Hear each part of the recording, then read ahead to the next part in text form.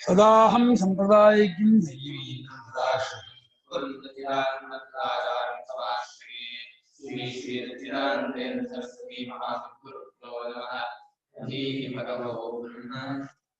ಎಪ್ಪತ್ಮೂರು ಅಶ್ವಭಾಗ ಅಂದ್ರೆ 2ನೇ ಅಧ್ಯಾಯ ಆರಂಭ. ಅದ್ಭುತ ಪೀಠಿಗೆ, ಒಳ್ಳೆ ಸುಂದರ ಪೀಠಿಗೆ. ಇವತ್ತು ಶ್ರೀಲಕ್ಷ್ಮಿಯರು ಬಂದಿದ್ರು. ಏವಂ ಯಥೋಕ್ತಂ ಇಮಂ ಆತ್ಮಾನಂ ನವೇತ್ತಿ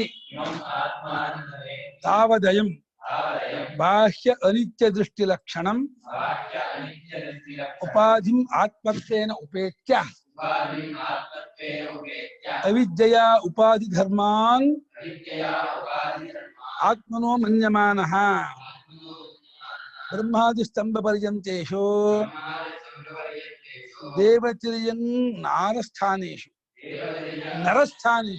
ದೇವತಿರ್ಯಂ ನರಸ್ಥಾನೇಷು ಪುನಃ ಪುನರಾವರ್ತಮಾನಃ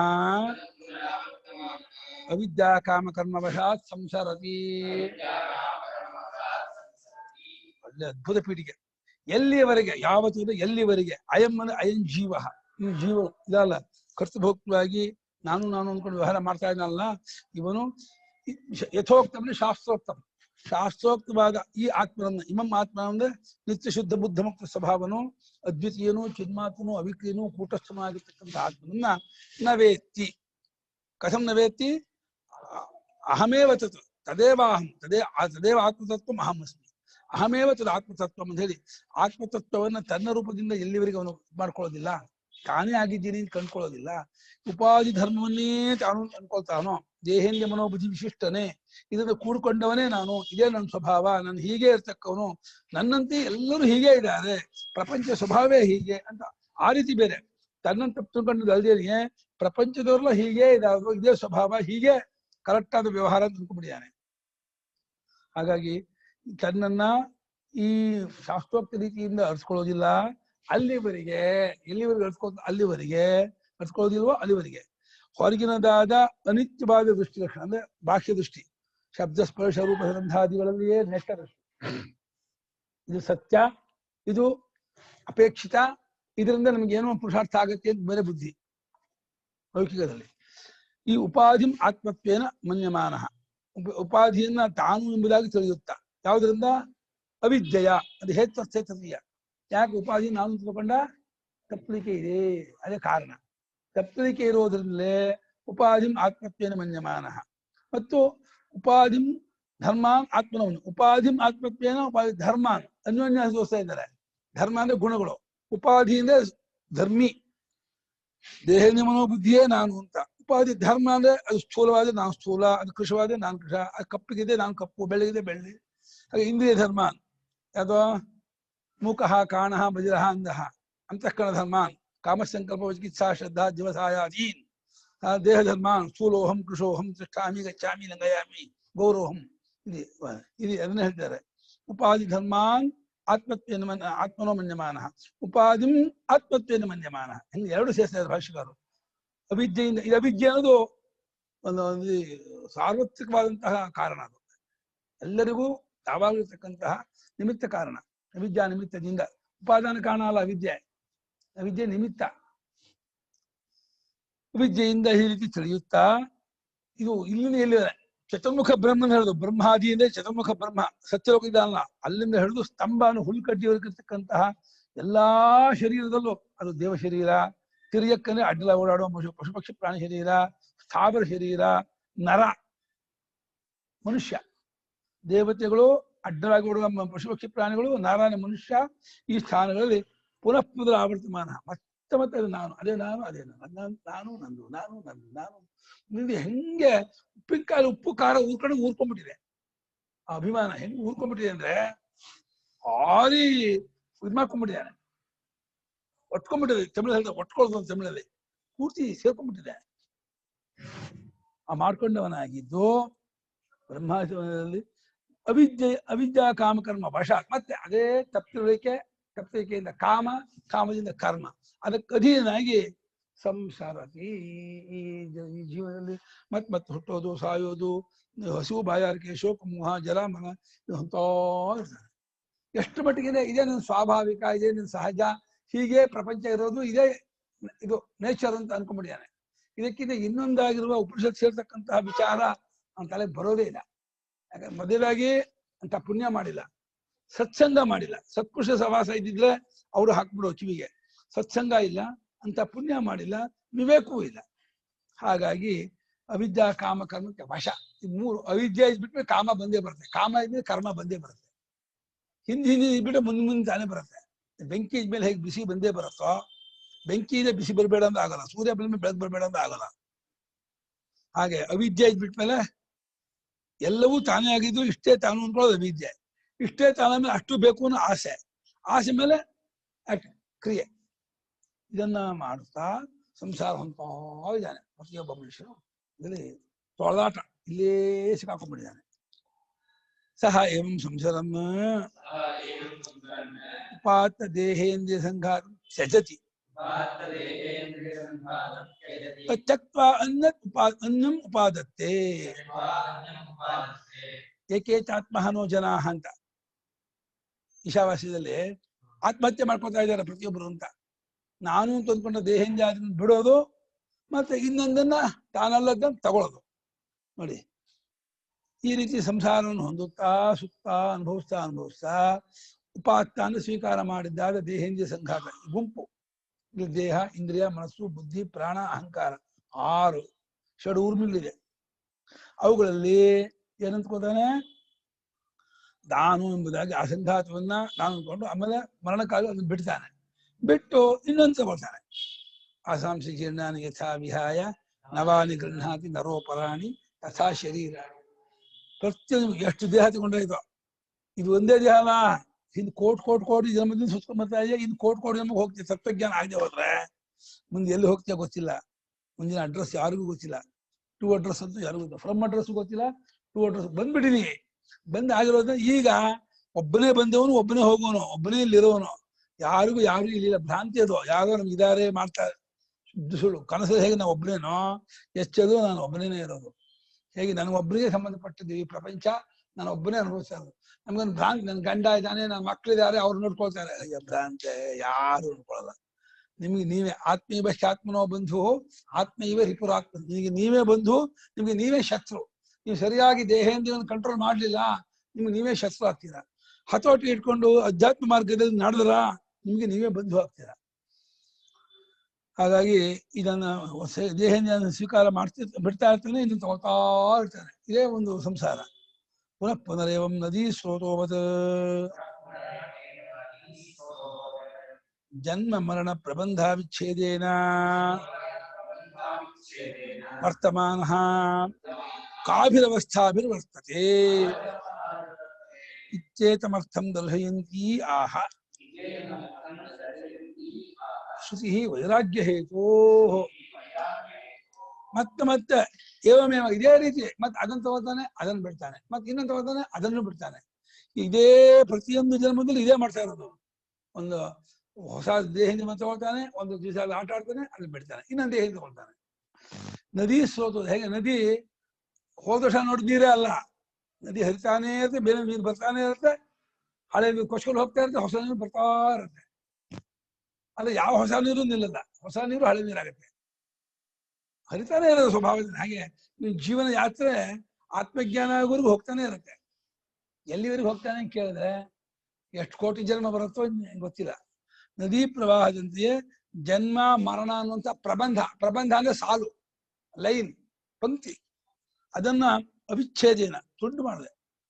ನಿರಂತರವಾಗಿ ಹುಟ್ಟು ಸಾವು ಅನ್ನೋದು ಸಾಲನ್ನು ಹತ್ಕೊಂಡವನಾಗಿ ಈ ರೀತಿ ಆ ವರ್ತಮಾನ ಇದರಲ್ಲೇ ಇದ್ಕೊಂಡವನಾಗಿದ್ದು ಇರ್ತಾನಲ್ಲ, ಯಾವ್ಯಾವ ಅವಸ್ಥೆಗಳೇ ಇರ್ತಾನೆ ಅಂತ ಮೈನು ಪ್ರತಿ ಕ್ಷಣಕ್ಕೂ ಒಂದೊಂದು ಅವಸ್ಥೆ ಬೇರೆ, ಪ್ರತಿನಿತ್ಯ ಅವಸ್ಥೆ ಬೇರೆ. ಮುಖ್ಯವಾಗಿ ಎಷ್ಟು ಅವಸ್ಥೆಗಳಿಂದ ಕೂತ್ಕೊಂಡವನಾಗಿರ್ತಾನೆ ಅಂತ. ಇಲ್ಲಿ ಅವಸ್ಥೆ ಅಂದ್ರೆ ಮಾಂಡೂಕ್ಯ ಅಲ್ಲ, ಜಾಗೃತ ಸ್ವಪ್ನ ಸುಷುಪ್ತಿ ಪರಮಾಚಿಂತಾಮಣಿಯೂ ಅಲ್ಲ. ಪರಮಾಚಿಂತಾಮಣಿ ಜಾಗೃತ ಸ್ವಪ್ನ ಸುಷುಪ್ತಿ ಅಲ್ಲ, ಅದೇ ಬೇರೆ ಬಾಲ್ಯ ಕುಮಾರ ಯೌವನ ಆ ಅವಸ್ಥೆಯೂ ಅಲ್ಲ. ಗೀತೆಲಿ ಹೇಳಿದಲ್ಲ, ದೇಹಿನೋಸ್ತು ಯಥಾ ದೇಹೇ ಕೌಮಾರಂ ಯೌವನಂಜನ, ಆ ಅವಸ್ಥೆಯೂ ಅಲ್ಲ. ಮಾಂಡೂಕ್ಯದ ಜಾಗೃತ ಸ್ವಪ್ನ ಅವಸ್ಥೆಯೂ ಅಲ್ಲ. ಇಲ್ಲಿ ಬೇರೆ ಬೇರೆ ಸ್ಥಿತಿ, ಅವಸ್ಥೆಯು ಸ್ಥಿತಿನೇ. ಯಾವ್ಯಾವ ಅವಸ್ಥೆಗಳಿಂದ ಇರ್ತಾನೆ ಅಂತ. ಯಾಕೆ ಇದನ್ನ ಹೇಳ್ತಾ ಇದ್ರೆ ವೈರಾಗ್ಯ ಬರಲಿ ಅಂತ. ನೋಡ್ರೋ, ರೈತ ರೂಪದಲ್ಲಿ ಇರ್ತೀರಾ, ತಾಯಿ ಹೊಟ್ಟೆ ಹೋಗ್ತೀರಾ, ಅಲ್ಲೋ ಕಚ್ಚಲೆ ಕೊಳಕು ಆ ಇದ್ರಲ್ಲಿ ತೇಳ್ತಾ ಇರ್ತೀರಾ, ಅಲ್ಲಿ ಪರತಂತ್ರ ಪರಾಕಾಷ್ಠೆ, ಏನು ಸ್ವಾತಂತ್ರ್ಯ ಇಲ್ಲ. ಅಲ್ಲಿ ಕ್ರಿಮಿಕೀಟ ಕಚ್ಚುತ್ತಾ ಇದ್ರು ಕಚ್ಚಿಸ್ಕೋಬೇಕು. ನಿಮ್ಗೆ ಯಾವ ಇದಕ್ಕೂ ಸುಖವನ್ನು ಪಡೆಯೋಕ್ಕೂ ಸ್ವಾತಂತ್ರ್ಯ ಇಲ್ಲ. ದುಃಖ ಆ ಕಗ್ಗಚ್ಚಲೆ ಒಳಗೆ ಆ ಆಲೂಗೆಡ್ಡೆನ ಕೆಂಡಲ್ ಮೇಟಂಗೆನೆ ತಾಯಿಯ ಒಂದು ಬಿಸಿಯಿಂದ ಬೆಂದು ಹೋಗ್ತಾ ಇರ್ತಾನೆ. ತಾಯಿ ಶರೀರವೇ ತುಂಬಾ ಬಿಸಿ, ಆ ಗರ್ಭಾಶಯನ್ನು ಬಿಸಿ. ಆ ಬಿಸಿ ಒಳಗೆ ಪಾಪ ಎಳೆ ಚರ್ಮ ಮಗುದು, ಆ ಎಳೆ ಚರ್ಮಕ್ಕೆ ತಾಯಿ ಬಿಸಿ ಇದೆಯಲ್ಲ, ಅದು ಅವರಿಗೆ ಸೆಕೆ ಕಾಲ ತಡ್ಕೊಳಕ್ಕಾಗ್ತಿರಲ್ಲ. ಏನಾದ್ರೂ ಇರ್ಲೇಬೇಕು, ತಡ್ಕೊಳಕ್ಕಾಗಲ್ಲ ಅಂದ್ರೆ ಜೈಲಲ್ಲಿ ಎರಡು ಕೈ ಕಟ್ಬಿಟ್ಟು ಒಳಗೆ ಕೂರಿಸ್ಬಿಟ್ಟು ಹಾಗೆ ಇರ್ಬೇಕು. ಎರಡು ಕೈಯಲ್ಲಿ ಲಾಕ್ ಮಾಡ್ಬಿಟ್ಟು ಹಿಂದಕ್ಕೆ ಲಾಕ್ ಮಾಡ್ಬಿಟ್ಟು, ಹಾಗೆ ಹಿಂದೆ ಕೈಯಲ್ಲಿ ಲಾಕ್ ಮಾಡ್ಬಿಟ್ಟು ಜೈಲೊಳಗೆ ಕೂರಿಸ್ಬಿಟ್ರು ಅಂದ್ರೆ ಏನ್ ಮಾಡ್ತೀಯ? ಬೀಗ ಹಾಕೊಂಡು ಹೋಗಿದ್ದಾರೆ, ಹೊರಗಡೆ ಬೀಗ ಹಾಕೊಂಡಿದ್ದಾರೆ. ಏನು ಅಲ್ಲ, ಹೊಡೆಯೋಕೆ ಮಾಡಕ್ಕೆ ಏನೂ ಇಲ್ಲ. ಹೊರಗಡೆ ಗಲ್ಲಿಟ್ಟು ಕಾಯ್ತಾ ಇದ್ದಾನೆ, ಯಾರು ಬಂದೆ ಬಿಡಿಸಕ್ಕೆ ಹೊಡ ಹಾಕ್ಲಿ ಅಂತ. ಏನ್ ಮಾಡ್ತೀಯಪ್ಪ? ಏನು ತಟ್ಟೆ ಇಡಬಹುದು, ಹಾಗೆ ಬಾಯಲ್ಲಿ ತಿನ್ಬೇಕು, ಹಿಂಗೆ ತಿನ್ಬೇಕು. ಆಮೇಲೆ ನಲ್ಲಿನ ಬಾಯ ಹಿಡ್ಕೊಂಡು ಬುಕ್ಕ ತಗೋಬೇಕು, ಬಾಯಕ್ಕೆ ಹಿಂಗೆ ನೀರು ಕುಡಿಬೇಕು. ಏನ್ ಕಷ್ಟ! ಓ, ಈ ದೇಹಾಭಿಮಾನದಷ್ಟು ಕಷ್ಟ ಅಮ್ಮ ಇನ್ ಜಗತ್ತಿಗೆ ಇನ್ನೊಂದಿಲ್ಲ. ದೇಹಾಭಿಮಾನ ಅತ್ಯಂತ ಕಷ್ಟ. ಈ ದೇಹನ ಬರೀ ಅರಿಯಾಟರದಿ ನಮ್ಮ ಭಾಷೆಲೆ ಕೊಟ್ರಲ್ವಾ, ಅರಿಯಾಟರದಿ ಅಲ್ಲ ಚಿಕ್ಕ ಮಗು ತಿಂಡಿ ಕೊಡು, ತಿಂಡಿ ಪೀಡಿಸೋದು, ತಿಂಡಿ ಕೊಡು, ಅದು ಕೊಡು, ಹಂಗ ಎತ್ಕೋ ಮಾಡು ಅಂತ ಕೊಡೋದು. ನೆನ್ನೆ ಕೊಡ್ಬೇಕಾಯ್ತು, ಮರ್ತೇ ಹೋಯ್ತು. ಆ ಸುತ್ತ ಯಾವ್ಯಾವ ಅವಸ್ಥೆಗಳಿಂದ ಅವನು ಇದ್ಕೊಂಡಿರ್ತಾನೆ, ಆ ಸುತ್ತುವ ಜೀವ ಎಂಬುದನ್ನ ಶ್ರುತಿ ತೋರಿಸ್ತಾ ವೈರಾಗ್ಯ ಹೇತೋಹೋ, ಬೇಗ ವೈರಾಗ್ಯ ಹೊಂದ್ಕೊಳ್ಳಿ. ಮತ್ತೆ ಸತ್ತು ಹುಟ್ಟೋದಕ್ಕೆ ರೆಡಿ ಆಗ್ಬಿಡ್ರಿ. ಸಾಯೋದ್ರೊಳಗೆ ಆತ್ಮಜ್ಞಾನ ಮಾಡ್ಕೊಂಡು ಕೃತಾರ್ಥರಾಗ್ಬಿಡಿ, ಮುಕ್ತರಾಗ್ಬಿಡಿ. ಆತ್ಮಜ್ಞಾನವಾದರೆ ಪುನರ್ಜನ್ಮ ಇಲ್ಲ, ಸಂಸಾರ ಇಲ್ಲ, ಮತ್ತೆ ಹುಟ್ಟಿಲ್ಲ, ಮತ್ತೆ ಸಾವಿಲ್ಲ, ಮತ್ತೆ ಏನೂ ಇಲ್ಲ. ಆತ್ಮಜ್ಞಾನ ಇಲ್ಲದೆ ಸತ್ಯ ಬಂತು ಗ್ರಹಚಾರ. ಯಚೇ ದವೇದಿ ನಚೇ ದಿಹಾವೇದಿ. ತಿಳ್ಕೊಂಡ್ಯಾ ಗೆಟಾನ್, ಇಲ್ವಾ ಸತ್ಯ, ನೀನು ಸತ್ಸ್ವರೂಪವೇ. ವೈರಾಗ್ಯ ತಂದ್ಕೊಳ್ಳಿ ಅನ್ನೋಕ್ಕೋಸ್ಕರ ಶ್ರುತಿ ಈ ಅವಸ್ಥೆಯನ್ನು ವರ್ಣನೆ ಮಾಡುತ್ತೆ.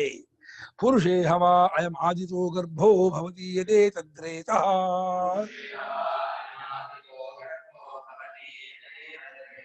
ತದೇತತ್ ಸರ್ವೇಭ್ಯೋಂಗೇಭ್ಯಸ್ತೇಜಸ್ ಸಂಭೂತಂ.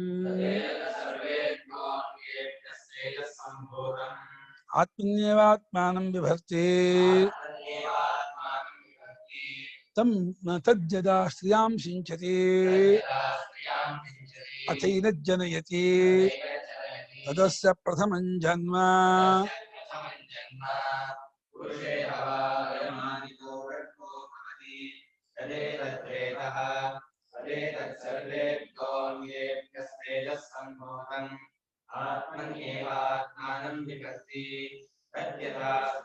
ಸಿಂಚತಿ ಅಥೈನ ಜನಯತಿ ತದಸ್ಯ ಪ್ರಥಮಂ ಜನ್ಮ.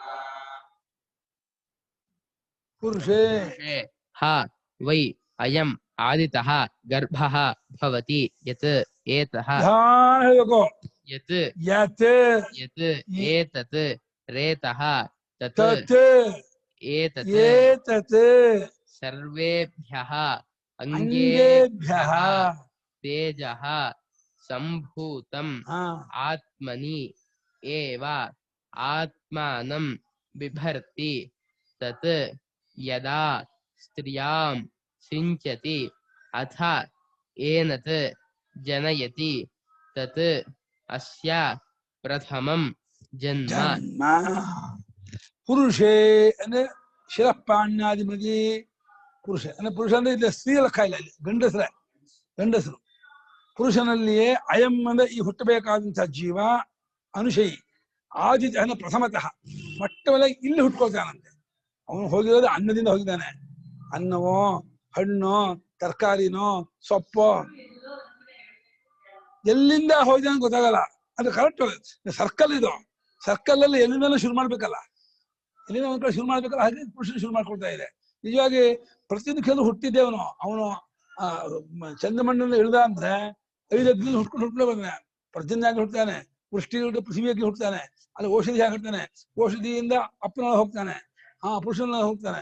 ಪುರುಷಾಗ್ಲಿ ಆಹುತಿ ಆದಾಗ ಅಲ್ಲಿ ಅದರಲ್ಲಿ ಇದಾಗಿ ರೇತವರ್ಪ ಹುಟ್ಟಿರ್ತಾನೆ. ಆ ರೇತವರ್ಪ ಹುಟ್ಟಿ ಅವ್ನು ಕಾಯ್ತಾ ಇರ್ತಾನೆ. ಅವನೇ ಅಪ್ಪನ ಪ್ರೇರಣೆ ಮಾಡೋದಂತೆ. ಪ್ರವೃತ್ತಿ ಮಾಡೋದು, ಆಸಕ್ತಿ ಬರೋ ಹಾಗೆ ಪ್ರವೃತ್ತಿ ಮಾಡೋದು ಅವನೇ. ಅಲ್ಲಿ ಇವನ ಕಾಮನ ಅಂತೀವಲ್ಲ, ಇವನ ಕಾಮಕ್ಕೆ ಅವನ ಪ್ರೇರಕ. ಅವನು ತಾನು ಹೊರಗೆ ಬರ್ಬೇಕು ಅಂತ ಹೇಳಿ ಅಪ್ಪನ ಸ್ಟಿಮ್ಯುಲೇಟ್ ಮಾಡ್ತಾನೆ. ಆಮೇಲೆ ಅಪ್ಪನಿಂದ ತಾಯಿ ಹೊಟ್ಟೆಗೆ ಹೋಗಿ ತಾಯಿ ಹೊಟ್ಟೆಯಿಂದ ಬರ್ತಾನೆ. ತಾಯಿ ಹೊಟ್ಟೆಗೆ ಹೋಗೋದು ಮೊದಲನೇ ಜನ್ಮ. ಅದು ಒಂದು ರೀತಿ ಆವಿಷ್ಕಾರ ಆಗ್ಬೇಕಲ್ಲ. ರೇತೋ ರೂಪಾಯಿ ಬಂದು ತಾಯಿ ಹೊಟ್ಟೆ ಹೋಗೋದು ಒಂದು. ಇಲ್ಲೇ ಒಂದು ಜನ್ಮ ಅನ್ನಲ್ಲ, ಇಲ್ಲಿಂದ ಅಲ್ಲಿ ಹೋಗೋದು ಒಂದು ಜನ್ಮ. ಜನ್ಮ ಅಂದ್ರೆ ಹೊರಗೆ ಬರೋ ಜನ್ಮ. ಹಾಗಾದ್ರಿಂದ ಯದ್ಯಪಿ ಅಲ್ಲಿಂದ ಇಲ್ಲಿಗೆ ಬಂದ, ಆಹಾರದಿಂದ ಸರ್ಕಾರದಿಂದ ಇಲ್ಲಿ ಬಂದ, ಇದನ್ನು ಒಂದು ಜನ್ಮ ಅಂತ ಅನ್ಬಹುದಾಗಿತ್ತು. ಅದನ್ನ ಬಿಟ್ಕೊಂಡು ಶ್ರುತಿ ಅದನ್ನ ಬಿಟ್ಕೊಂಡ್ಬಿಟ್ಟು ರೇತೋರೂಪವಾಗಿ ತಂದೆಯಲ್ಲಿ ಕಾಯ್ತಾ ಇರುವವರೆಗೂ ಜನ್ಮ ಅಲ್ಲ. ಯಾವಾಗ ತಾಯಿ ಗರ್ಭಕ್ಕೆ ಹೋಗಿ ಸೇರ್ಕೊಳ್ತಾನೋ ಆವಾಗ ಇಲ್ಲಿಂದ ಹೋದ ಅಂತ ಮೊದಲನೇ ಜನ್ಮ.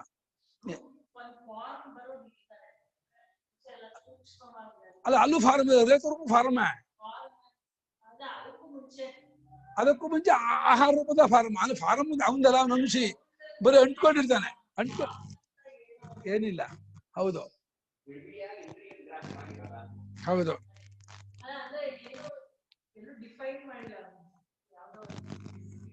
ಹೌದು ಹೌದು ಕರೆಕ್ಟ್. ಅಲ್ಲೆಲ್ಲ ಅವನು ಅಂಟ್ಕೊಂಡಿರ್ತಾನೆ. ಆಹಾರಕ್ಕೆ ರೈತಸ್ ಬರುತ್ತೆ. ತರಕಾರಿಲಿ, ಆ ಧಾನ್ಯದಲ್ಲಾಗಲಿ, ಭೂಮಿಯಲ್ಲಿದ್ದಾಗ, ಪರ್ಜನ್ಯದಲ್ಲಿದ್ದಾಗ, ವೃಷ್ಟಿಯಲ್ಲಿದ್ದಾಗ ಬರೀ ನೀರಿಗೆ ಅಂಟ್ಕೊಂಡಿರ್ತಾನೆ ಅಷ್ಟೇ. ಸಂಶ್ಲೇಷ ಮಾತ್ರ. ಅಲ್ಲೆಲ್ಲೂ ಅವನಿಗೆ ತಾಯಿ ಗರ್ಭಕ್ಕೆ ಹೋಗಿ 3 ತಿಂಗಳು ಆಮೇಲೆ ಅವನಿಗೆ ಇದು ಶುರು ಆಗುತ್ತೆ ಸೆನ್ಸೇಷನ್. ರೇತವ್ರ ಬಳಿ ಇದ್ದಾಗ ಅವನಿಗೆ ಏನು ಸೆನ್ಸೇಷನ್ ಆಗಲ್ಲ. ಅದೇ ಅವನಿಗೆ ಸುಖ ದುಃಖ ಆಗಿ ವೇದನೆ ಆಗಲ್ಲ ಅಂದ್ರೆ. ಹೌದು, ಪ್ರಾಣ ಅದು ಇದಾಗಲ್ಲ. ಪ್ರಾಣ ಅಲ್ಲೂ ಸೂಕ್ಷ್ಮವಾಗಿರುತ್ತೆ. ಅನುಶಿಯಾಗಿದ್ದಾಗೂ ಪ್ರಾಣ ಆಗಿ ಸೂಕ್ಷ್ಮವಾಗಿ ಇರುತ್ತೆ, ಸ್ವಲ್ಪ ಇದಾಗುತ್ತೆ.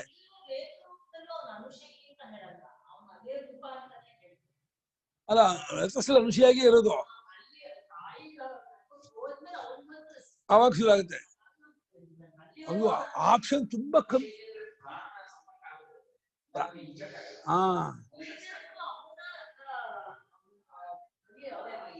ಅವನು ಅಂದ್ರೆ ಅಲ್ಲಿ ಪ್ರಾಣ ಜೊತೆ ಸೇರ್ಕೊಂಡವನು. ಅವನು ಬೇರೆ, ಪ್ರಾಣ ಬೇರೆ ಇರಲ್ಲ. ಪ್ರಾಣ ಅಭಿಮಾನ ಇಟ್ಕೊಂಡೇ ಇರ್ತಾನೆ. ಅದು ಅರಿವು ಎಲ್ಲೂ ವ್ಯಕ್ತವಾಗಲ್ಲ. ಅರಿವು ಬಹಳ ಅರಿವು ಎಲ್ಲವೂ ವ್ಯಕ್ತಪಡಿಸೋದೇ ಹೊರತು ಎಲ್ಲೂ ವ್ಯಕ್ತವಾಗಲ್ಲ. ಹೌದು, ಆಶ್ಚರ್ಯ. ನಿಜವಾಗ ಆ ರೇತಸ್ಸಿಗೂ ಈ ಶರೀರಕ್ಕೂ ಗಲಿನ ಸಂಬಂಧವಪ್ಪ. ಅದಾಯ್ತಲ್ಲ, ಅಲ್ಲೇನು ರಕ್ತ ಇಲ್ಲ, ಮೂಳೆ ಇಲ್ಲ, ಮಾಂಸ ಇಲ್ಲ, ಬುದ್ಧಿ ಇಲ್ಲ, ತೇಜಸ್ಸು ಮುದ್ದೆ ಇಲ್ಲ. ಆಶ್ಚರ್ಯ ಆಗುತ್ತೆ. ಇದಕ್ಕೂ ಈ ಮನುಷ್ಯ ಶರೀರಕ್ಕೂ ಅಜಗಜಾಂತರ ಎಷ್ಟು ವ್ಯತ್ಯಾಸ ಆದ್ರೆ, ಇದೇನ್ ಭಗವಂತನ ಸೃಷ್ಟಿಯಪ್ಪ. ಇದು ಬಹಳ ಒಂದು ವಿಭೂತಿ. ಇದು ಆ ಬುದ್ಧಿ, ಆ ಮನಸ್ಸು ಹೆಂಗ್ ಕೊಡ್ತಾನಪ್ಪ ಭಗವಂತ. ಆ ಮನಸ್ಸು ಬುದ್ಧಿಯನ್ನು ಸೃಷ್ಟಿ ಇದೆಯಲ್ಲ, ಜಗತ್ತಿನಲ್ಲೇ ಮಹಾವಿಭೂತಿ ಅದು. ಮನಸ್ಸು ಬುದ್ಧಿ ಸೃಷ್ಟಿ.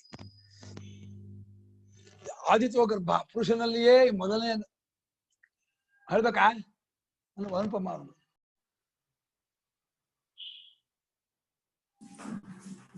ಸೊ ನೀವ್ ಅಂತ ಇರೋದು ರೇತು ಅಂತ ಏನೋ ವರ್ಡ್ ಇದೆಯಲ್ವಾ, ಅದ್ರಲ್ಲೇ ಇಂಟೆಲಿಜೆನ್ಸ್ ಇದೆ ಅಂತ ಹೇಳ್ತಾ ಇರೋದಲ್ವಾ?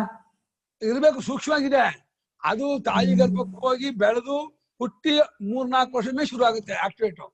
ಅಲ್ಲಿ ಪ್ರಾಣ ಶುರು ಆಗುತ್ತೆ. ಅಷ್ಟರ ತನಕ ಇಂಟೆಲಿಜೆನ್ಸ್ ಇದೆ ಬೇಬಿ ಆಗೋದಕ್ಕೆ. ಇಂಟೆಲಿಜೆನ್ಸು, ಅದು ಮೈಂಡ್, ಅದು ಇಂದ್ರಿಯಗಳು, ಆಮೇಲೆ ಅವನ ಎಲ್ಲಾ ದೇಹದ ರೂಪ ಎಲ್ಲವೂ ಸೂಕ್ಷ್ಮವಾಗಿರುತ್ತೆ. ಯಾವ ಕಲರ್ ದೇಹದ ಯಾವ ಪೌಷ್ಟಿಕ ಅಂಶ ಏನು, ಇಂದ್ರಿಯಗಳ ಶಕ್ತಿ ಏನೇನಿರುತ್ತೆ, ಆಮೇಲೆ ಮನಸ್ಸು ಬುದ್ಧಿ ಪ್ರಾಣ ಇದು ಅಹಂಕಾರ ಎಲ್ಲವೂ ಸೂಕ್ಷ್ಮವಾಗಿ ಇರುತ್ತೆ. ಅದೆಲ್ಲೂ ಒಂದೊಂದ ಒಂದೊಂದು ಬೆಳೆದಾಗ ಬಿಟ್ಕೊಂಡು ಬರುತ್ತೆ. ಅಷ್ಟು ಇರುತ್ತೆ ಸೂಕ್ಷ್ಮವಾಗಿ. ಅದು ಭಗವಂತನಿಗೆ ಗೊತ್ತು ಅದು ಹೇಗಿರುತ್ತೆ ಅನ್ನೋದು. ನಿಜ ಗುರುಗಳೇ, ಕಿರಣ್ ಅವರೆಲ್ಲ ಮಾತಾಡಿದಾಗ ನಮಗ್ ಕೇಳಿಸ್ತಾ ಇಲ್ಲ, ಸ್ವಲ್ಪ ಅವ್ರ ಮೈಕ್ ಇಟ್ಕೊಳಕ್ ಹೇಳಿ, ನಮಗ್ ಕೇಳಿಸ್ಕೊಳಕ್ ಇಂಟ್ರೆಸ್ಟ್. ಪುರುಷನಲ್ಲಿಯೇ ಇವನು ಮಟ್ಟಬಲ್ಲಿಯ ಆದುಭವ ಆದಿತಃ ಮಟ್ಟಬಲ್ಲಿಯಾದ ಗರ್ಭ ಅನ್ನೋದು ಗರ್ಭ ಅಂತ ಇದ್ದಾರೆ. ತಾಯಿ ಗರ್ಭವತಿ ಇವನು ಗರ್ಭವತಿ ಆಗಿದ್ದಾನೆ. ಇವನು ಷಂಡನಾಗ್ಬಿಟ್ರೆ ಇವನು ಗರ್ಭ ಆಗಲ್ಲ. ಷಂಡದ ಪ್ರಯೋಜನ ಇಲ್ಲ, ಇವನಲ್ಲಿ ಇರ್ಬೇಕು ಸಾಮರ್ಥ್ಯ. ಅದು ಬರ್ಬೇಕು. ಅಣೆ ಯಾವ ರೇತಸ್ಸು ಇದೆ ಅದು ಅದೇ. ಆ ರೇತಸ್ಥಿತಿ ಅಲ್ಲ, ಸರ್ವೇಭ್ಯೋ ಅಂಗೇಭ್ಯ ತಂದೆಯ ಎಲ್ಲಾ ಅಂಗದಿಂದಲೂ ಸೂಕ್ಷ್ಮ ಎಕ್ಸ್ಟ್ರಾಕ್ಟ್ ಮಾಡ್ಕೊಂಡಿರುತ್ತೆ. ತಂದೆಯ ಕಣ್ಣು, ತಂದೆಯ ಕಿವಿ, ತಂದೆಯ ಮೂಗು, ತಂದೆಯ ಫೇಸು, ತಂದೆಯ ತೋಳು, ತಂದೆಯ ಸ್ಟ್ರಕ್ಚರ್, ತಂದೆಯ ಬುದ್ಧಿ, ಮನಸ್ಸು, ಪ್ರಾಣ ಎಲ್ಲ ತಂದು ಎಷ್ಟೋ ಇರುತ್ತೆ. ಕರ್ಮಾನುಸಾರವಾಗಿಯೂ ತಂದು ಸೇರ್ಕೊಳ್ಳುತ್ತೆ. ತಂದೆದು ಎಷ್ಟೋ ತಗೊಳ್ತಾನೆ. ಹಾಗಾಗಿ ತಂದೆಯಂತೆ ಬಲುಮಟ್ಟಿಗೆ ಆಸ್ಯ ಪುತ್ರ ಪ್ರತಿರೂಪೋ ಜಾಯತೆ ಅಂತ, ತಂದೆಯಂತೆ ಮಗ ಇರ್ತಾನೆ ಬಲುಮಟ್ಟಿಗೆ ಅಂತ ಇರಲ್ವಾ. ತಾಯಿ ಕಮ್ಮಿ, ತಾಯಿಯೂ ಇರ್ತಾನೆ. ಮಾತರ ಮನುವರ್ತಂತೆ ರಾಮ ಅಂದಿದ್ದಾನೆ. ತಂದೆ ಹೊಲಿದ್ರೆ ಜಾಸ್ತಿ. ಅದು ಕಮ್ಮ ಕೆಲವನ್ನ ತಂದೆ ಅಂತ ಬಾರೋ ಮಾಡ್ತಾನೆ. ಇದೇ ಇರುತ್ತೆ ಕೊಡೋದು ಸೇರ್ಕೊಳ್ತಾರೆ. ಅದಕ್ಕೆ ಎಲ್ಲಾರು ತಂದೆದೇ ಮಾಡ್ಬೇಕು ಹಂಗಾಗಲ್ಲ. ತಂದೆನೇ ಫುಲ್ ಬಾರೋ ಅಲ್ಲ. ಅಲ್ಲ, ಎಷ್ಟು ಅಂಶ ಕೆಲವು ಸತಿ ಏನು ತಂದೆ ಅಂಶನೇ ಬಾರೋ ಮಾಡಿರಲ್ಲ. ಹಂಗಾಗಲ್ಲ. ಅದು ಕೆಲವು ಅವ್ಯಕ್ತವಾಗಿರುತ್ತೆ, ಕೆಲವು ವ್ಯಕ್ತವಾಗಿರುತ್ತೆ ಅಷ್ಟೇ. ತಂದೆ ಬಾರೋ ಮಾಡಲ್ಲ ಅಂತ ಇಲ್ಲೇ ಇಲ್ಲ. ಅದನ್ನು ಕರ್ಮಾನುಸಾರವಾಗಿ ಮಾಡ್ಕೊಂಡು. ಹೌದೌದು, ಅವನ್ ಕರ್ಮ ಬೇಕೇ ಬೇಕು. ಯಾಕಂದ್ರೆ ತಂದೆ ಸಮಗ್ರ ಅವಯವ ಆದ್ರೂ ಕೂಡ ಮಗ ವಿಕಲಾಂಗ ಆಗ್ಬೋದು. ಮಗ ವಿಕಲಾಂಗ ಆಗ್ಬೋದು, ತಂದೆ ಸಮಸ್ತ ಆಗ್ಬೋದು. ಅಣ್ಣಂದೇ 3 ಜನ ಇದ್ರು, ವೆಂಕಟೇಶ, ಗೋಪಾಲ್, ಅವ್ರನ್ನ ನಮ್ಮ ಶಂಕರ್ ಹ್ಯಾಂಡಿಕ್ಯಾಪ್ ಆಗಿ ಹೋಗ್ಬಿಟ್ಟಿದ್ರು ಮಾಡಿದ್ರು. ನಮ್ಮ ತಂದೆ ಒಳ್ಳೆ ಗಟ್ಬಿಟ್ಟಾಗಿದ್ರು. ಏನ್ ಮಾಡಿದಾರ ನನ್ನ ಪ್ರಸನ್ನಲಕ್ಷ್ಮಿ ಮತ್ತು ಒಬ್ಬರು ಬಂದಿದ್ದಾರೆ. ಏನೋ ಇವತ್ತು ನಿನ್ನ ನೋಡಿ ಯಜ್ಞಾದಿ ಕರ್ಮ ಅದು ಈ ಪುರುಷನಲ್ಲಿಯೇ ಮೊದಲನೇ ಗರ್ಭ ಉಂಟಾಗತ್ತೆ. ಮೊದಲನೇ ಗರ್ಭ ಯಾವುದು? ರೇತಸ್ಸು ಅನ್ನೋದು. ಆ ರೇತಸ್ ಎಂಬುದು ಏನಿದೆ, ಸರ್ವೇಭ್ಯೋ ಅಂಗೇಭ್ಯ, ಯಾವುದು ತಂದೆದು. ತಂದೆ ಎಲ್ಲಾ ಅಂಗಗಳಿಂದಲೂ ಆ ತೇಜಸ್ಸು ಒಂದೇ ಸೂಕ್ಷ್ಮಾಂಶ ಎಕ್ಸ್ಟ್ರಾಕ್ಟ್ ಆಗಿರುತ್ತೆ. ಎಲ್ಲಾ ಅಂಶಗಳು ಹೀರ್ಕೊಂಡಿರುತ್ತೆ. ಸೂಕ್ಷ್ಮ ಹೀರ್ಕೊಂಡು ಬಿಟ್ಟು ಅದು ಉಂಟಾಗಿರುತ್ತೆ. ಆ ರೇತಸ್ಸು ಉಂಟಾಗಿರುತ್ತೆ. ಹಾಗಾಗಿ ಅದು ತಂದೆಯ ಬಲುಮಟ್ಟಿಗೆ ಸಮಾನ ರೂಪವನ್ನು ಪಡ್ಕೊಳ್ಳುತ್ತೆ. ಅದು ಆತ್ಮನ್ಯವ ಆತ್ಮ ತನ್ನಲ್ಲೇ ತಾನು ಧಾನ್ಯ ಮಾಡ್ಕೊಂಡಿರ್ತಾರೆ. ಅದು ತನ್ನೇ ಇವಾಗ ಪಸ್ಸಿದ್ದೆ ನೋವುತ್ತಲ್ಲ, ಅದಿದ್ದೆ ನೋವಲ್ಲ. ಬೇರೆ ಕಾಲಲ್ಲೋ ಕೈಯಲ್ಲೋ ಪಸ್ ಆಗ್ಬಿಡ್ತು ಅಂದ್ರೆ ಆ ಪಸ್ಸಿಗೂ ರೇತಸ್ಸಿಗೂ ತುಂಬಾ ಅಡ್ಗದಾಂತರ. ಅದು ರೇತಸ್ಸು ಪುರುಷ ಬೀಜ, ಪಸ್ಸು ಅನ್ನೋದು ಕೆಟ್ಟಿರುವಂತಹ ರಕ್ತ. ಅದು ಅಥವಾ ಇದು ಬೇರೆ, ಇದು ಅದು ನೋವುತ್ತೆ, ತೊಂದರೆ ಮಾಡುತ್ತೆ ದೇಹಕ್ಕೆ. ಕಾರಣ ಆ ರೇತಸ್ ಎಷ್ಟಿದ್ರು ಏನು ತೊಂದರೆ ಆಗೋಲ್ಲ. ತದ್ಯದ ಆ ರೇತಸ್ಸನ್ನ ಯಾವಾಗ ಸ್ತ್ರೀಯ ಆಮೇಲೆ ತನ್ನ ಪತ್ನಿಯಲ್ಲಿ ಅಂತ ಯಾವ ಸ್ತ್ರೀಲಿಟ್ರು ಆಗುತ್ತೆ, ಆ ವಿಷಯ ಬೇರೆ. ಅದು ಇಲ್ಲಿ ಪ್ರಕೃತ ತನ್ನ ಸ್ತ್ರೀಯಿಂದ ಹೇಳ್ತಾ ಇರೋದು. ಹಾಗೇನೆ ಗರ್ಭಧಾರಣೆ ಆಗೋದಕ್ಕೆ ಹೆಂಡತಿನೇ ಆಗ್ಬೇಕು ಅಂತ ಏನಿಲ್ಲ. ಅದೆಲ್ಲ ಇಟ್ರು ಅದು ಗರ್ಭಧಾರಣೆ ಆಗೇ ಆಗುತ್ತೆ. ಆದ್ರೆ ದಾಕ್ಷಿಣ್ಯ ಪ್ರಸಾದ ಮತ್ತೆ ಹಳೆಯ ಜಾಗ ಎಲ್ಲ ಅಂತ ಇದೆಯಲ್ಲ, ಅದಾಗ್ಬಿಡುತ್ತೆ ಕಷ್ಟ. ತದ್ಯದ ಸ್ತ್ರೀಯಾಂತ ತನ್ನ ಪತ್ನಿಯಲ್ಲಿ ಯಾವಾಗ ಆ ರೇತಸ್ಸನ್ನು ಇಡುತ್ತಾನೋ ಅಥ ಆಗ ಏನತ ಈ ರೇತಸ್ಸನ್ನ ಜನಯತಿ.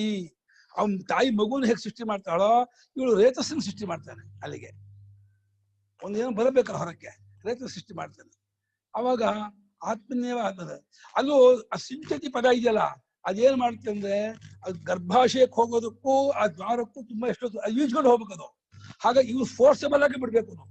ಇವರಲ್ಲಿ ಆ ಸಾಮರ್ಥ್ಯ ಇದೆ ಹೋದ್ರೆ ಸಂತಾನವೇ ಆಗಲ್ಲ.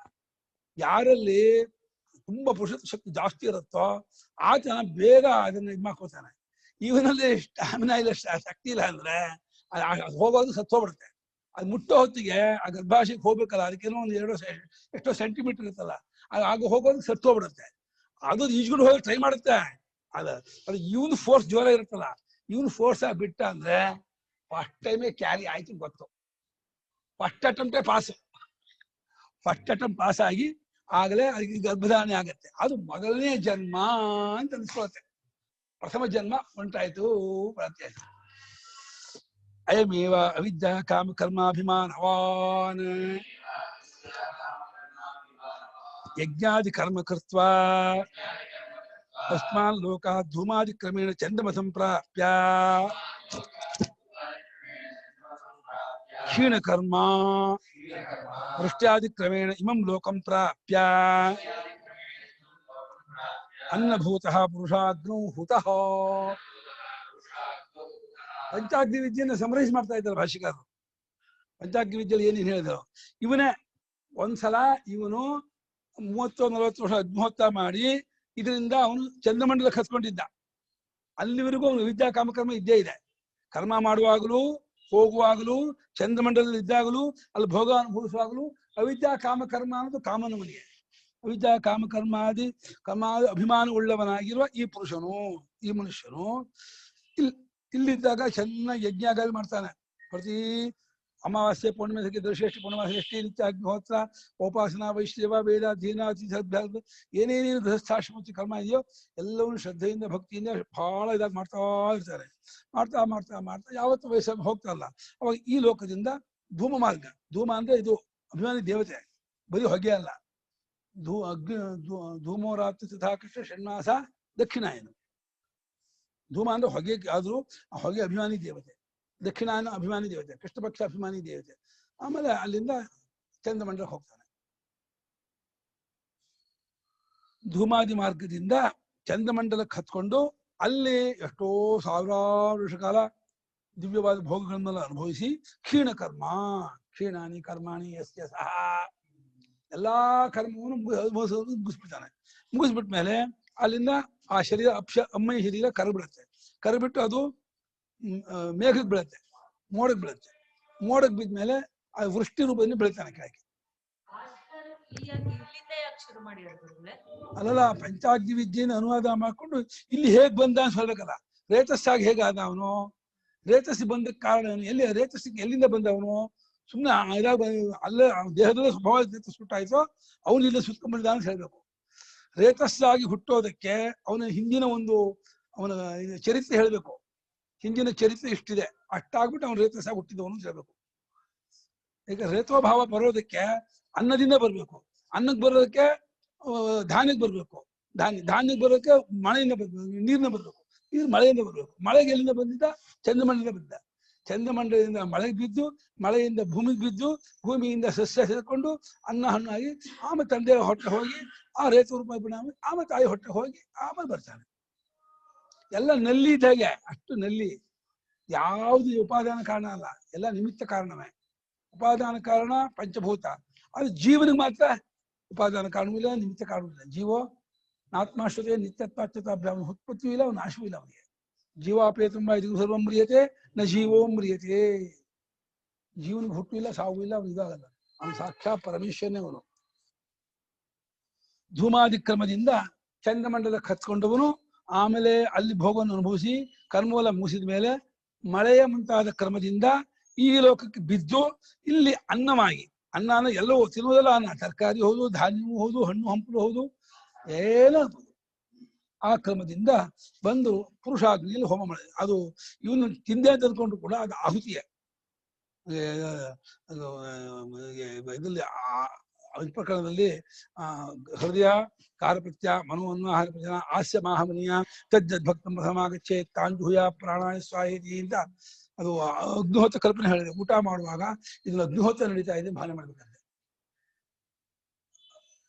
ಹಾಸ್ಯ ಆಹಮನೀಯ ಹೃದಯ ಗಾರಪತ್ಯ ಮನೋ ಅನ್ವಾಹಾರ ವಚನ, ಅದು ಅಲ್ಲಿ ಅಲ್ಲಿ ಇದು ಹೃದಯ ಮನಸ್ಸು ಕೊಡುತ್ತೆ ಅಂತ, ಅನ್ನ ಹೃದಯ ಬರುತ್ತೆ ತಿನ್ಬೇಕು ಅಂತ. ಆಮೇಲೆ ಬಾಯಿ ಎಂಬ ಆಹ್ವಾನಿಯಾಗಿ ಹೋಮ ಮಾಡ್ತಾರೆ. ದೇವಾಜುಹ್ವತಿ ಇದು ಶ್ರುತಿ. ಹೋಮ ಮಾಡ್ತಾರೋ ದೇವತೆಗಳಂತೆ. ಎಲ್ಲೇ ಈ ಕರ್ಣದ ಕೈಯಲ್ಲಿ ಪುಷದೇವತೆ, ತೋಳು ಅಶ್ವಿನಿ ದೇವತೆಗಳು, ಪ್ರೇರಣೆ ಸವಿತ್ರ ದೇವತೆ. ಪ್ರತಿಯೊಂದು ಜಾಗದಲ್ಲಿ ದೇವತೆಗಳೇ ಕೂತ್ಕೊಂಡು ಮಾಡಿಸ್ತಾ ಇರೋದು ಹೋಮಾನ. ಅಷ್ಟೇ ಸ್ತ್ರೀ ಸಂಬಂಧ ಮಾಡುವಾಗ ದೇವತೆಗಳೇ ಮಾಡಿಸ್ತಾ ಇರೋದು ಭಾವನೆ. ಅಲ್ಲೂ ಕೂಡ ದೇವತೆಗಳೇ ಹೋಮ ಮಾಡ್ತಿರೋದು ಹೊರತು ಇವನು ಅಲ್ಲ. ಇವರಿಬ್ಬರು ಪತಿಪುರುಷ ಪತಿಪತ್ನಿಯರಿಬ್ಬರು ನಿಮಿತ್ತವೇ ಹೊರತು ದೇವತೆಗಳೇ ಹೋಮ ಮಾಡುವುದು. ಅವಾಗಲೇ ಸತ್ಪ್ರಜೆ ಉಂಟಾಗುವುದು ಅಂತ. ದೇವತಾ ರೂಪಗಳು ಪ್ರಯೋಗ ಆಗಿದೆ, ದೇವತೆ ಹೋಮ ಮಾಡ್ತಾ ಇದ್ದಾರೆ ಅಂತ ಆದಾಗ ಅವಾಗ ಅವನು ಆ ಭಾವನೆಯಿಂದ ಭಾವಿತನಾಗಿ ಶಾಸ್ತ್ರೀಯ ಪುರುಷನಾಗ್ತಾನೆ. ತುಂಬಾ ಜನ ಈಗ ಕಲ್ಪನೆ ಗೊತ್ತೇ ಇಲ್ಲ, ಯಾರಿಗೂ ಗೊತ್ತಿಲ್ಲ. ಅಯ್ಯೋ, ಜ್ಯೋತಿಷ್ಶಾಸ್ತ್ರ ವಿಷಯಕಾಧ್ಯಾಯ ಅಂತ ಒಂದು ಅಧ್ಯಾಯ. ಆ ಅಧ್ಯಾಯದಲ್ಲಿ ಎಷ್ಟು ಅದರ ಪ್ರೊಸೀಜರ್ ಇದೆ ಗೊತ್ತಾ? ಒಬ್ಬೊಬ್ಬ ಹೇಳಿದ್ರೆ ಹೇಗಿರ್ಬೇಕು, ಯಾವ ಯಾವ ಭಾವನೆ ಇರ್ಬೇಕು, ಯಾವ ಸ್ತ್ರೀಯಲ್ಲಿ ಯಾವಾಗ ಪ್ರಸ್ಥಾನೋ ಆಗ ಹುಟ್ಟುತ್ತಾನೆ. ಇದು ಮೊದಲನೇ ಜನ್ಮ, ತಂದೆಯಿಂದ ಮೊದಲನೇ ಜನ್ಮ ಬಂತು. ಅನುಪಮ. ಮತ್ತೆ ಭಗವದ್ಗೀತಾ ಚಾಪ್ಟರ್ 6 ಅಲ್ಲಿ ಬರುತ್ತೆ ಅಲ್ಲ ಗುರುಗಳೇ, ಪುಣ್ಯ ಪ್ರೀವಿಯಸ್ ಲೈಫ್ ಅಲ್ಲಿ ಪುಣ್ಯ ಮಾಡಿದ್ರೆ ಈ ಲೈಫ್ ಅಲ್ಲಿ ಒಳ್ಳೆ ಮನೆಯಲ್ಲಿ ಹುಡ್ತೀರಾ ಅನ್ಕೊಂಡ ಬರುತ್ತಲ್ಲ, ಕೊನೆಯಲ್ಲಿ ವರ್ಸಸ್ ಇದೆಯಲ್ಲ, ಅದ್ ಹೆಂಗೆ ಸತ್ಯ ಆಗುತ್ತೆ ಇಲ್ಲಿ? ಮತ್ತೆ ಅನ್ನದಲ್ಲಿ ಹೋಗ್ತಾನೆ, ಆ ಭಾವನೆ ಇರೋ ಮನೆಗೆ ಅವ್ನು ಹೋಗ್ತಾನೆ. ಯೋಗ ಭ್ರಷ್ಟ ಇದಲ್ಲ, ಊಟದಲ್ಲಿ ಬರುತ್ತೆ ಅಂತ ಇದಾರಲ್ಲ ಗುರುಗಳೇ, ಊಟ ಯಾರಾದ್ರೂ ಊಟ ಮಾಡ್ಬೋದು ಅದನ್ನ? ಅಲ್ಲಲ್ಲ, ಅವ್ನು ಅದಕ್ಕೆ ಹೋಗಲ್ಲ. ಯಾರಾದ್ರೂ ಊಟ ಮಾಡೋ ಅನ್ನಕ್ಕೆ ಹೋಗಲ್ಲ. ಯಾರು ಯೋಗಿಗಳ ಮನೆಗೆ ಆಗಿರ್ತಾರೋ, ಯಾರು ಮಹಾತ್ಮರು ಸತ್ಪುರುಷ ಆಗಿರ್ತಾರೋ ಅಂಥವ್ರ ಅನ್ನಕ್ಕೆ ಅವ್ನು ಸೇರ್ಕೊಳ್ತಾನೆ. ಕರ್ಮ ಅಲ್ಲಿಗೆ ಕರ್ಕೊಂಡು ಹೋಗ್ತೇವೆ ಅವನನ್ನ. ಎಲ್ಲರ ಮನೆಗೂ ಅವ್ನು ಕರ್ಕೊಂಡು ಹೋಗ. ಅವನ ಕರ್ಮ ಇದೆಯಲ್ಲ, ಅವ್ನು ಮಾಡಿದ ಭಾವನೆ ಪುಣ್ಯ ಪೂರ್ವಪ್ರಯ ಕರ್ಮ, ಅದು ಆ ಕರ್ಮ ಆ ಅನ್ನವನ್ನ ಈ ಯೋಗಿಗಳು ಊಟ ಮಾಡುವ ಅನ್ನಕ್ಕೆ ಸೇರ್ಕೊ ಹಾಗೆ ಮಾಡುತ್ತೆ. ಅಲ್ಲಿಗೆ ಇವನೇ ಊಟ ಮಾಡ್ಬೇಕು, ಹಾಗೆ ಮಾಡುತ್ತೆ. ಅಲ್ಲಿಗೆ ಕರ್ಕೊಂಡು ಹೋಗಿ ಆ ಯೋಗಿ ಪುರುಷನೇ ಊಟ ಮಾಡಿ ಅವನೇ ತನ್ನ ಪ್ರತಿ ಋತುಕಾಲ ಮಾಡಿ ಮಹಾತ್ಮನಾಗಿ ಹೊಡ್ತಾನೆ. ಅವನು ಕರ್ಮವೇ ಅಷ್ಟನ್ನು ತಗೊಳುತ್ತೆ, ಟೇಕ್ ಆಫ್ ಮಾಡ್ಕೊಳುತ್ತೆ. ಅದಷ್ಟು ಜವಾಬ್ದಾರಿ ತಗೊಳ್ಳೋದು ಕರ್ಮನೇ. ಇವು ಸ್ವಾತಂತ್ರ್ಯ ಏನಿಲ್ಲ.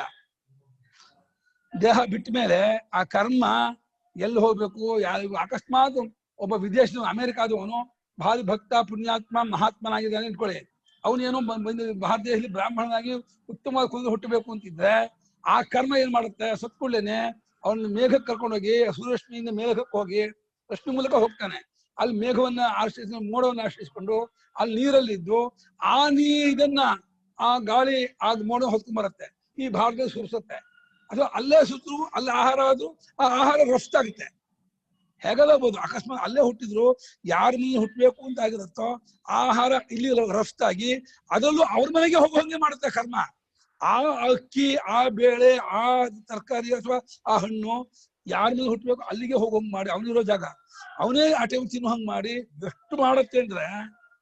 ನನ್ ಮನ್ಸಲ್ಲಿ ನಾನ್ ಅನ್ಕೊಂಡೆ ಗುರುಗಳೇ, ಅದು ಅಮ್ಮನ್ ಹೊಟ್ಟೆಯಲ್ಲಿ ಇರ್ಬೇಕಾದ್ರೆ ಆ ಪ್ರಾಣ ಬಂದಾಗ ಆಗ ಆ ಟೈಮಲ್ಲಿ ಬರುತ್ತೆ. ಅದು ನನ್ಗೆ ಸ್ವಲ್ಪ ಅರ್ಥ ಆಗೋಗಿದೆ. ಅವ್ರು ಬರಲ್ಲ, ಅಮ್ಮನ ಪ್ರಾಣ ಉಂಟಾಗೋದಿಲ್ಲ. ಅಮ್ಮ ಬರೀ ಕ್ಷೇತ್ರ. ಅಮ್ಮ ಬರೀ ಒಂದು ಹೇಗೆ ನಾವು ಜಮೀನಲ್ಲಿ ಬೀಜ ಹಾಕ್ತಿವೋ ಇದು ಹಾಕ್ತಿವೋ, ಜಮೀನ್ ಹೊಂದಿ ಜಾಗವೋ, ಅಮ್ಮ ಬರೀ ರಕ್ಷಣೆ ಮಾಡೋ ಪೋಷಣೆ ಮಾಡೋದೇ ಹೊರತು ಜೀವ ಕೊಡೋ ತಂದೆನೆ. ಜೀವ ಬರೋ ತಂದೆಯಿಂದನೇ. ಅದಕ್ಕೆ ತಂದೆಯಿಂದಲೇ ವಂಶ ಹೇಳೋದು, ಅಮ್ಮನ ವಂಶ ಹೇಳಲ್ಲ, ತಂದೆ ವಂಶ ಹೇಳೋದು ನಾವು. ಜೀವ ಪ್ರಾಣ ಕೊಡೋದು ಅಪ್ಪ. ಅದು ಬರೀ ಒಂದು ಬೌಲ್ ಇದ್ದ ಹಾಗೆ ತಾಯಿ ಅನ್ನೋದು ಪಾತ್ರೆ. ಅವಳು ಅಲ್ಲಿ ಇಟ್ಕೊಂಡು ಕಾಪಾಡ್ತಾಳೆ, ಬೆಳೆಸ್ತಾಳೆ. ಅದಕ್ಕೆ ಏನೇನ್ ಬೇಕು ಆಹಾರ ಕೊಟ್ಟು ಮಾಡ್ಕೊಂಡು ಬೆಳೆಸ್ತಾಳೆ. ತಾಯಿಯಿಂದ ಬರೋದು ಚರ್ಮ, ರಕ್ತ, ಮಾಂಸ. ತಂದೆಯಿಂದ ಬರೋದು ಪ್ರಾಣ, ಜೀವ, ಪ್ರಾಣ, ಬುದ್ಧಿ, ಮನಸ್ಸು.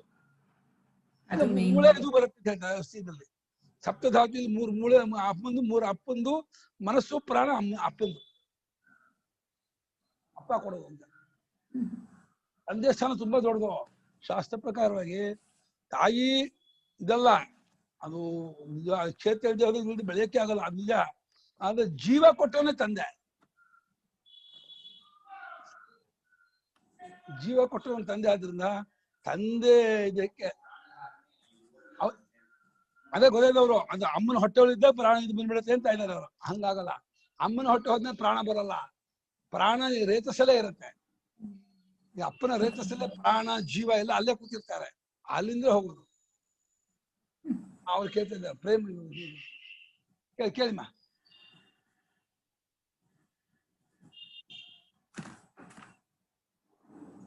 ಅನ್ಮ್ಯೂಟ್ ಮಾಡ್ಕೊಳ್ಳಿಮ್ಮ. ನಾವು ತಾಯಿ ಗರ್ಭದಲ್ಲಿ ಮಗು ಇದ್ದಾಗ ಒಳ್ಳೊಳ್ಳೆ ಎಲ್ಲ ಪುಸ್ತಕ ಓದ್ಬೇಕು, ದೇವ್ರ ಪುಸ್ತಕ ಓದ್ಬೇಕು, ಅದೆಲ್ಲ ಬರುತ್ತೆ ಅಂತ ಅಂತಾರಲ್ಲ. ಮತ್ತೆ ಮಾಡುತ್ತೆ ಅಂತ. ಇವಾಗ ಸತ್ಪುರುಷರ ಜೊತೆಲಿ ಇದ್ರೆ ನಮಗೂ ಗುಣ ಬರುತ್ತೆ ಅಂತ ಅಂತೀವಲ್ಲ, ತಾಯಿಯ ಭಾವನೆಯೂ ಅದು ಇಂಪ್ರೆಸ್ ಆಗುತ್ತೆ ಅಂತ ಶಾಸ್ತ್ರ ಹೇಳುತ್ತೆ. ತಾಯಿ ಭಾಗವತ ಓದಿದ್ರೆ, ಒಳ್ಳೆ ವಿಷ್ಣು ಪುರಾಣ ಕಥೆ ಓದಿದ್ರೆ, ಏನೇನ್ ಭಾವನೆಯಿಂದ ಇರ್ತಾಳೋ ಆ ಭಾವನೆಯೆಲ್ಲ ಮಗು ಮೇಲೆ ಎಫೆಕ್ಟ್ ಮಾಡುತ್ತೆ ಅಂತ ಶಾಸ್ತ್ರ ಹೇಳುತ್ತೆ. ಹೌದು, ಉಂಟು. ಈಗ ಮಹಾತ್ಮರ ಜೊತೆಲಿ ಇದ್ರೆ ನಮ್ಗೆ ಎಫೆಕ್ಟ್ ಆಗಲ್ವೇ? ಆ ರೀತಿ ಅವರ ತಾಯಿಯ ಒಂದು ಭಾವನೆಯು ಎಷ್ಟೋ ಹಾಗೆ ತಾಯಿ ತುಂಬಾ ಹೆದರ್ಕೊಳ್ಳೋದು, ತುಂಬಾ ಇದಾಗಿರೋದು, ದುಃಖ ಕಷ್ಟದಲ್ಲಿ ಇರಬಾರ್ದು ಅಂತ ಆ ಮಗು ಮೇಲೆ ತುಂಬಾ ಎಫೆಕ್ಟ್ ಮಾಡುತ್ತೆ. ಅದು ಉಂಟು. ಅದಿಲ್ಲ ಅಂತ ಖಂಡಿತ ಇಲ್ಲ, ಅದು ಆಗತ್ತೆ. ತಾಯಿಯ ಭಾವನೆ ತಾಯಿಯ ಒಂದಿದ್ದು ಭಾವನೆ ಬೆಳೆಸೋದು ಅವಳೆ. ಏನೇ ಭಾವನೆ ಸುಪ್ತವಾಗಿದ್ರು ಕೂಡ ಮಗುವಿನ ತಾಯಿ ಜೊತೆ ಬೆಳೆಯೋದಾದ್ರಿಂದ ಆ ಭಾವನೆಯನ್ನು ಬೆಳೆಸೋದು ತಾಯಿನೇ. ಬೀಜ ತಂದೆ ಬುದ್ಧಿ ಅಂತ ಹೇಳಿದ್ರಲ್ಲ, ಅದಕ್ಕೆ ಕೇಳಿದ್ರೆ. ಅಲ್ಲ, ಬುದ್ಧಿ ತಂದೆ ಅದು ಬೆಳೆಸೋ ತಾಯಿ. ಗಿಫ್ಟ್ ಕೊಟ್ಟರೋ ತಂದೆ, ಅದನ್ನ ಗ್ರೋತ್ ಮಾಡೋದು ತಾಯಿ, ಬೆಳೆಸೋದು. ಆಯ್ತು ಗುರುಗಳೇ. ಅದು ಕರ್ಮಾನುಸಾರವಾಗಿ ಬರುತ್ತೆ, ಕರ್ಮ ಇಲ್ಲ ಅಂತಿಲ್ಲ, ಕರ್ಮವೂ ಸೇರ್ಕೊಳ್ಳುತ್ತೆ. ಹೀಗಾಗಿ ಅಯಮೇವ ಅವಿದ್ಯಾ ಕಾಮ ಕರ್ಮ ಆಯ್ತಲ್ಲ, ಕೀಡಕರ್ಮ ಆಗಿ ವಿಷ್ಟಾದಿಕರ್ಮ ಇಲ್ಲವಾಗಿ ಅನ್ನವಾಗಿ ಪುರುಷಾಗ್ನಿಗೆ ಹೋಮ ಮಾಡಲ್ಪಟ್ಟ. ತಸ್ಮಿನ್ ಪುರುಷೇ ಹವೈ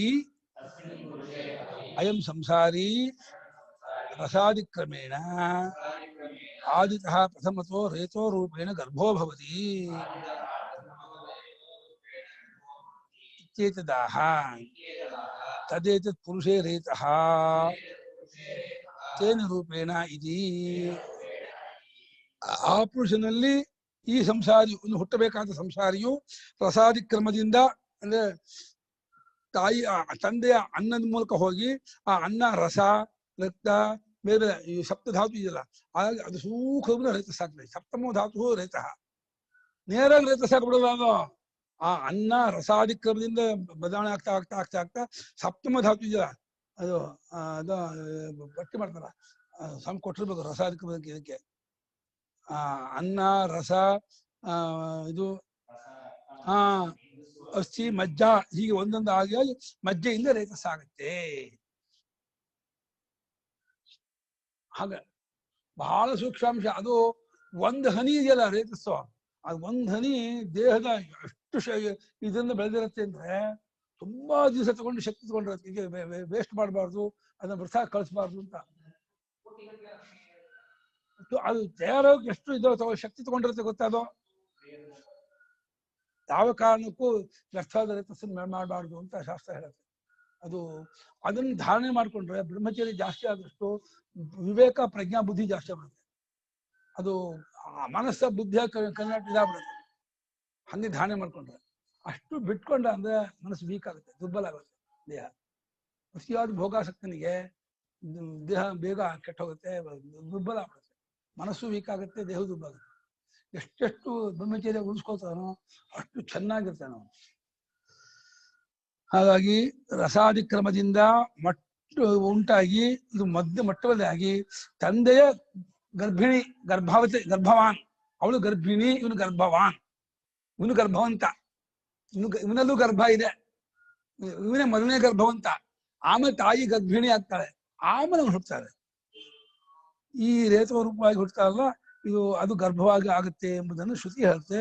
ಯಾವ ಈ ಪುರುಷದ ರೇತಸ್ಸಿದೆ, ಆ ರೇತವ ರೂಪವಾಗಿ ತಂದೆ ಗರ್ಭವಂತ ತನ್ನೊಳಗೆ ತನ್ನ ಮಗುವನ್ನ ಇಟ್ಕೊಂಡಿದ್ದಾನೆ, ಮುಂದೆ ಹುಟ್ಟಬೇಕಾದ ಮಗುವನ್ನು ಇಟ್ಕೊಂಡಿದ್ದಾನೆ. ತಚ್ಚ ಏತದ್ ರೇತಃ ಅನ್ನಮಯಸ್ಯ ಪಿಂಡಸ್ಯ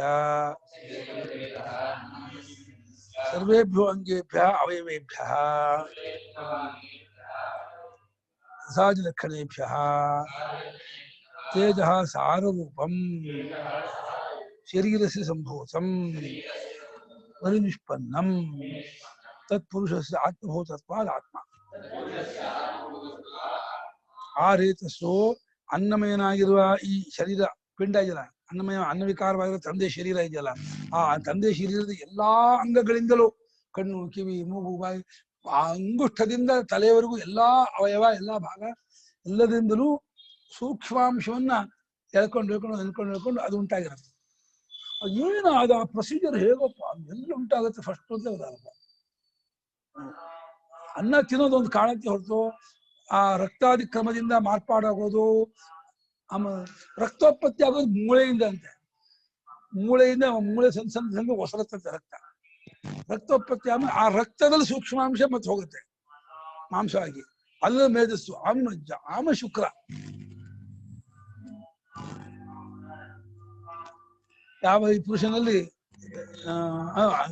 ಇವಾಗ ತಂದೆ ಎಂಬ ಶರೀರ ಇದೆಯಲ್ಲ, ಅದು ಅನ್ನಮಯವಾದ ಪಿಂಡ. ಆ ಅನ್ನಮಯ ಪಿಂಡದ ಎಲ್ಲಾ ಅಂಗಗಳಿಂದಲೂ ಅವಯವಗಳಿಂದಲೂ ರಸಾದಿ ರೂಪವಾಗಿರ್ತಕ್ಕಂತಹ ಅದರಿಂದ ಈ ತೇಜಸ್ಸುದ ಸಾರ, ತುಂಬಾ ಸೂಕ್ಷ್ಮ ಎಕ್ಸ್ಟ್ರಾಕ್ಟ್ ಆಗಿರ್ತಕ್ಕ ಸಾರ ರೂಪ ಆಗಿರ್ತಕ್ಕಂತಹ ರೇತಸ್ ಎಂಬುದು ಶರೀರದಿಂದ ಉಂಟಾಗಿರುತ್ತೆ, ತಯಾರಾಗಿರುತ್ತೆ. ಆ ಪರಿನಿಷ್ಪನ್ನ ಅದು ಪುರುಷನಿಗೆ ಆತ್ಮ ಆಗಿರೋದನ್ನ ಆತ್ಮ ಆತ್ಮ ಅಂತ ಕರಿತಾ ಇದೆ. ಅದು ಸೇರ್ಕೊಂಡು ಹೋಗ್ಬಿಟ್ಟಿರುತ್ತೆ. ಈ ತಾಯಿಯ ಗರ್ಭಕ್ಕೆ ಹೋದಾಗಲೂ ತಾಯಿಗಿಂತ ಬೇರೆ ಆಗಿರಲ್ಲ. ಹಾಗಾಗಿ ತಾಯಿದಲ್ಲಿ ಸೇರ್ ಹೋಗ್ಬಿಟ್ರೋದ್ರಿಂದ ತಾಯಿಗೆ ತೊಂದರೆ ಮಾಡಲ್ಲ. ಈಗ ಬೇರೆ ಕಲ್ಲೋ ಮುಳ್ಳೋ ಗಾಜು ಆಗಿದ್ರೆ ನೋಯತ್ತಲ್ಲ, ಬೇರೆ ಆಗಿರಲ್ಲ. ಅಂದ್ರೆ ತಾಯಿಗೆ ಅಭಿಮಾನದಲ್ಲಿ ಒಂದಾಗೇ ಇರುತ್ತೆ, ಹೊಂದ್ಕೊಂಡಿರುತ್ತೆ. ಮುಂದೆ ಬರುತ್ತೆ ಅದು. ತಾಯಿಯ ಸ್ತನಾದಿಗಳು ಯಾವ ರೀತಿ ತಾಯಿಗೆ ತೊಂದರೆ ಮಾಡಲ್ವೋ ಆ ಗರ್ಭವು ತಾಯಿಗೆ ತೊಂದರೆ ಮಾಡಲ್ಲ.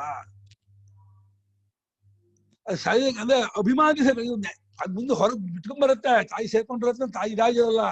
ಅದನ್ನ ಜನನವಾಗುವಾಗ ತಾಯಿ ಬಿಟ್ಟು ಬರೋದಾದ್ರು ಇರೋಷ್ಟು ಕಾಲ ಇವಾಗ ಈ ಜಾಯಿಂಟ್ ಆಗಿಗೆಲ್ಲ ಇದು ಹಾಕ್ತಾರಲ್ಲ, ಬೋಲ್ಟ್ ಗಿಟ್ಟು ಹಾಕ್ತಾರಲ್ಲ. ಅದಾಗಿ ಬೇರೆ ಕಬ್ಬಣ ಹೋಗದ ದೇಹಕ್ಕೆ ತಡ್ಕೊಳ್ಳೋದು, ದೇಹ ದೆಬ್ಬತ್ತೆ, ಅದನ್ನ ದೇಹ ಅಕ್ಸೆಪ್ಟ್ ಮಾಡ್ಕೊಳ್ಳೋದ. ಅದು ಅಕ್ಸೆಪ್ಟ್ ಮಾಡ್ಕೊಳ್ಳೋ ಹಾಗೇನೆ ಅದನ್ನ ತಯಾರು ಮಾಡಿ ಅಲ್ಲ ಈ ಎಕ್ಸ್ಟ್ರಾ ಅಂತ ನಂದೇ ಒಂದು ಅಂಗ, ನಂದೇ ಒಂದು ಪಾರ್ಟ್ ಅನ್ಸುತ್ತೆ. ಆದ್ರೆ ಅದು ಪ್ರತಿ ಒಂದ್ ಸ್ಟೇಜ್ ಅಲ್ಲೂ ಅದ್ರದ್ದು ಇದು ಗೊತ್ತಾಗ್ತಾ ಇರ್ತದೆ. ಬೇರೆ ಒಂದ್ ಸೆಪರೇಟ್ ಎಂಟಿಟಿ ಗೊತ್ತಾಗ್ತಾ ಇದೆ. ಅಲ್ಲ ಎಂಟಿಟಿ ಇರಬಹುದು, ಆದರೆ ಅದು ತಾಯಿಯ ಭಾವನೆ ಯಾವತ್ತು ಕೂತ್ಕೊಂಡಿರುತ್ತೆ. ತನ್ನದಾದ ಮಗು ಅದು ಬರುತ್ತೆ. ಸಾ ಭಾವೈತಿ ಭಾವೈತಿ ಭಾವೈತಿ ರಿಜೆಕ್ಟ್ ಶರೀರ ರಿಜೆಕ್ಟ್ ಮಾಡ್ಬಿಡುತ್ತೆ. ಹೋದ್ರೆ ಇವಾಗ ಮುಳ್ಳು ಗಾಜು ಹೋಗಿ ರಿಜೆಕ್ಟ್ ಮಾಡುತ್ತೆ ಶರೀರ, ಅದನ್ನ ಒಪ್ಕೊಳ್ಳಲ್ಲ ಶರೀರ. ಹಾಗೆ ತಾಯಿ ಶರೀರ ಅದನ್ನ ರಿಜೆಕ್ಟ್ ಮಾಡಲ್ಲ, ಅದನ್ನ ಅಕ್ಸೆಪ್ಟ್ ಮಾಡ್ಕೊಂಡು ಒಪ್ಕೊಂಡು ಇಟ್ಕೊಂಡು ಆಕೆಯನ್ನು ನನ್ನಲ್ಲಿ ಇರ್ತಕ್ಕಂಥ ಮಗು ನನ್ನ ಮಗುವಿನ ಭಾವನೆ ಮಾಡ್ತಾ ಅದಕ್ಕೆ ಅನುಕೂಲವಾದ ಆಹಾರ ಸೇವನೆ ಮಾಡ್ತಾ ಪುಷ್ಟಿ ಮಾಡ್ತಾಳೆ. ಯದ್ಯಪಿ ಅದು ತಾಯಿಗಿಂತ ಬೇರೆನೇ, ಅದು ತಾಯಿಯೇ ಅಲ್ಲ, ಆದ್ರೂ ಕೂಡ ಭಾವನೆಯಿಂದ ತಾಯಿ ಜೊತೆ ಸೇರ್ಕೊಂಡ್ಬಿಟ್ಟಿರುತ್ತೆ. ಹಾಗಾಗಿ ಅದಕ್ಕೆ ಈ ನಮ್ಮ ಬಾಧ್ಯ ತಾಯಿಗೆ ಬಿದ್ದಾಗ ಶರೀರದ ಅವಯವಗಳಿಂದಲೂ ಅಂಶದಿಂದಲೂ ಅದು ಸಾರಭೂತವಾಗಿ ಉಂಟಾಗಿರುತ್ತೆ ಆ ರೇತಸ್ ಎಂಬುದು. ತಮ್ ಆತ್ಮಾನಂ ರೇತೋರು ಗರ್ಭೀಭೂತಂ ಆತ್ಮನ್ಯೇವ ಶರೀರೇವ ಆತ್ಮಾನಂ ವಿಭಕ್ತಿ ಧಾರಯತಿ. ಅದು ರೇತೋರೂಪವಾಗಿರ್ತಕ್ಕಂತಹ ಗರ್ಭ, ಅದು ಗರ್ಭ ಅಂತ ಕರಿತಾ ಇದೆ. ಅದು ಬೀಜ ತಾನೆ, ಮುಂದೆ ಹುಟ್ಟೋದಕ್ಕೆ ಬೀಜ ಆದ್ರಿಂದ ಅದು ಗರ್ಭವಾಗಿರ್ತಕ್ಕಂತಹ ರೇತಸ್ಸಂಬ ಇದನ್ನ ತನ್ನಲ್ಲಿಯೇ ತನ್ನ ಶರೀರದಲ್ಲಿಯೇ ತಾನು ಧಾರಣೆ ಮಾಡ್ಕೊಂಡಿರ್ತಾನೆ, ಹೊಕ್ಕೊಂಡಿರ್ತಾನೆ. ಅದು ಮಕ್ಕಳು ಅವನಲ್ಲಿ ಏನು ಅನ್ಸಲ್ಲ. ತಾಯಿಗೆ ಹೇಗೆ ಮಗು ಇರೋದೇನು ಭಾರ ತೊಂದರೆ ಇನ್ನೊಂದು ಅನ್ಸಲ್ವೋ, ಇವನಿಗಂತೂ ಇನ್ನೂ ಮುಂಚೆ ಅನ್ಸಲ್ಲ. ಇರೋದೇ ಸ್ವಲ್ಪ ಅಂಶ, ಅದೇನೋ ಒಂದ್ 2-3 ಉದಾಹರಣೆ ಇರುತ್ತೆ, ಅದಲ್ಲೇ ಅವನು ಇದು ಮಾಡ್ತಾ ಇರ್ತಾನೆ. ಅದೇನಪ್ಪ ಪಸಿ ಮತ್ತೆ ಉತ್ಪತ್ತಿ ಆಗ್ತಾನೆ ಇರ್ತದೆ ದೇಹದಲ್ಲಿ ಎಷ್ಟೇ ಇದಾದ್ರೆ. ಎಲ್ಲಾ ರೇತಸ್ಸಲ್ಲೂ ಸಂತತಿ ಆಗ್ಬೇಕು ಅಂತಿಲ್ಲ. ಕೆಲವು ರೇತಸ್ಸು ವ್ಯರ್ಥವಾದ ರೇತಸ್ಸು ಇದೆ, ಕೆಲವು ರೇತಸ್ಸು ಸಂತತಿ ಆಗತ್ತೆ. ಹೇಗೆ ಜಮೀನ್ ಹಾಕಿರೋ ಎಲ್ಲಾ ಬೀಜದಲ್ಲೂ ಗಿಡ ಬರುತ್ತೆ ಅಂತಿಲ್ವೋ, ಹೋಗ್ಲೆ ಅದು ಇಲ್ದೇ ಇರೋದು ಬರೀ ರೇತಸ ಇದ್ಬಿಡುತ್ತೆ. ಅದು ಜೀವಾಂಶ ಹುಟ್ಲೇಬೇಕು ಅಂತ ಏನಿಲ್ಲ. ಅದು ಸರಿ, ಕರ್ಮಾನುಸಾರ ಕರೆಕ್ಟು.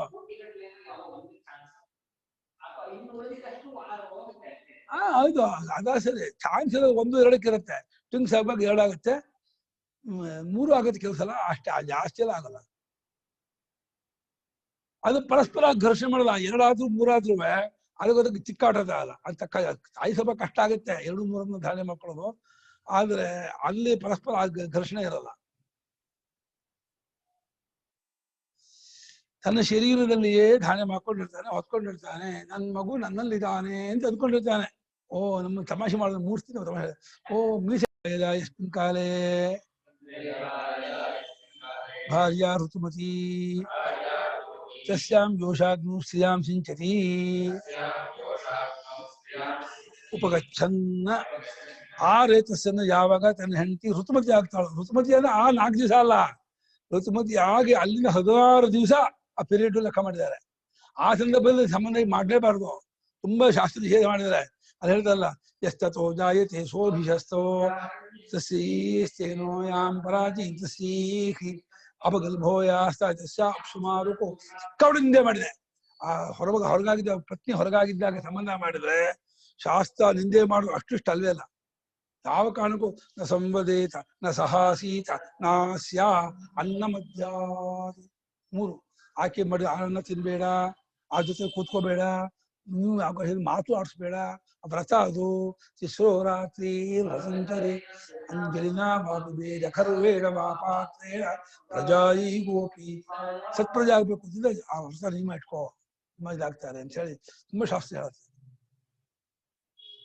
ಹಾಗಾಗಿ ಅನ್ನ ಮಜ್ಜಾತನ ಶಬ್ದಕ್ಕೆ ವ್ಯಾಖ್ಯಾನಕಾರರು ಸಂಬಂಧ ಮಾಡೋದನ್ನೇ ಅನ್ನ ಅಂತ ಮಾಡಿದ್ದಾರೆ. ಅದನ್ನು ಮಾಡಬಾರ್ದು ಯಾವ ಕಾರಣಕ್ಕೂ. ಆಸೆ ಮೇಲೆ ಅವ್ರನ್ನ ನಮ್ಮ ತಂದೆ ನಮ್ಮ ಅತ್ತಿಗೆ ಹತ್ರ ನಾನು ಏನೋ ವಿಷಯ ಕೇಳ್ತಿದ್ದೆ, ಹೋಗಿದ್ದ 4 ದಿವಸ ಕಳೆದು 5ನೇ ದಿವಸದಿಂದ ಅದು ಮೊದಲನೇ 4 ದಿವಸ ಬೇಡ ಅಂತ ಹೇಳಿದ್ದಾರೆ. 12, 14, 16 ಪುಂಪ್ರಜೆ, 13, 15 ಅದು ಸ್ತ್ರೀ ಪ್ರಜೆ ಹಾಗೆ ಮಾಡಿದ್ದಾರೆ. ಆಪಸ್ತಂಭ ಹೇಳಿದ್ದಾರೆ ಏನೋ ತಾಸು ಯುಗ್ಮಾಸು ಪ್ರವಿಶೇ ಪ್ರಜಾಕಾಮ ತಾಸು ಯುಗ್ಮಾಸು ಪ್ರವಿಶೇ ಸೂತ್ರ ಮಾಡಿದ್ದಾರೆ. ಯುಗ್ಮ ಸ್ಥಿತಿಯಲ್ಲಿ ಪುಂಪ್ರಜೆ ಆಗ್ಬೇಕು ಅಂತ ಪ್ರವೇಶ ಮಾಡು, ಅವಾಗ ಪುಂಪ್ರಜೆ ಆಗತ್ತೆ.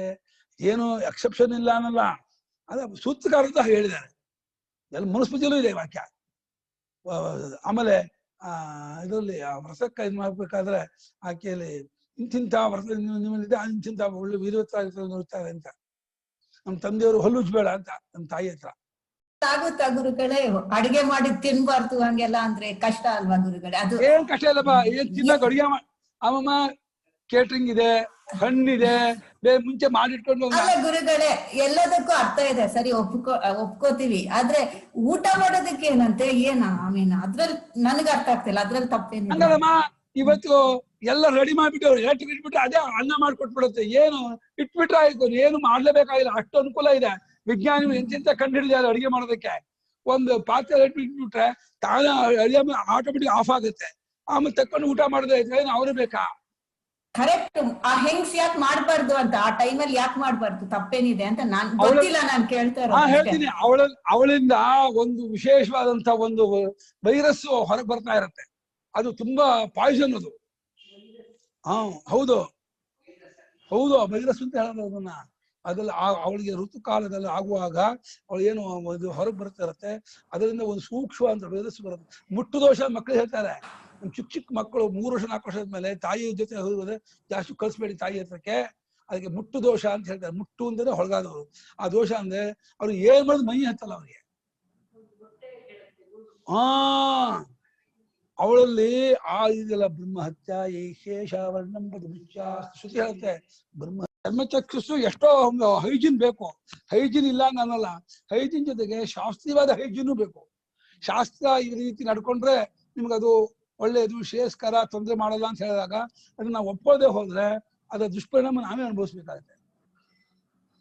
ಹಾಗೆ ಋತುಕಾಲದಲ್ಲಿ ಅಂದ್ರೆ 16 ದಿವಸ ಋತುಕಾಲ ಅಂತ ಹೇಳ್ತಾರಲ್ಲ, 12 ಅದಲ್ಲಿ ಆ ತನ್ನ ಸ್ತ್ರೀಯಲ್ಲಿ ಸಿಂಪಡಿಸಿದಾಗ ಹೋಗುತ್ತಿದ್ದಾಗ ತದಾ ಅಥ ತದಾ ಏರತು ಏತದ್ರೇತಃ ಆತ್ಮನೋ ಗರ್ಭರೂಪಂ ಜನಯಿತಿ ಪಿತಾ.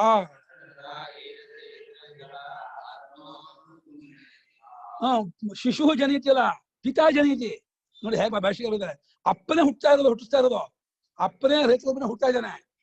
ಸ್ವಯಂ ಅಸ್ಯಾಂ ಜಾಯತೆ ತಾನೇ ರೇತರೂಪವಾಗಿ ಮಗನರೂಪನಾಗಿದ್ದವನು ತಾನೇ ತಾಯಿ ಗರ್ಭಕ್ಕೆ ಹೋಗ್ಬಿಟ್ಟು ತಾನೇ ಹುಟ್ಟೋನಾಗ್ತಾನೆ. ಆಮೇಲೆ ಈ ರೇತಸ್ಸು ತನ್ನ ಗರ್ಭವಾಗಿರ್ತಕ್ಕಂಥ ರೇತಸ್ಸು ಏನಿದೆ ಅದು ಗರ್ಭವಾಗಿರ್ತಕ್ಕಂಥ ತಂದೆಯೇ, ತಾಯಿ ಹೇಗೆ ಮಗುನ ಹಡಿತಾಳೋ ತಂದೆ ಹಡಿತಾನೆ ಯಾವ್ದನ್ನ, ಆ ರೇತಸ್ಸನ್ನ ಹಡಿದು ತಾಯಿ ಗರ್ಭದಲ್ಲಿ ಇಡ್ತಾರೆ. ತದಸ್ಯ ಪುರುಷಸ್ಯ ಸ್ಥಾನ ನಿರ್ಗಮನಂ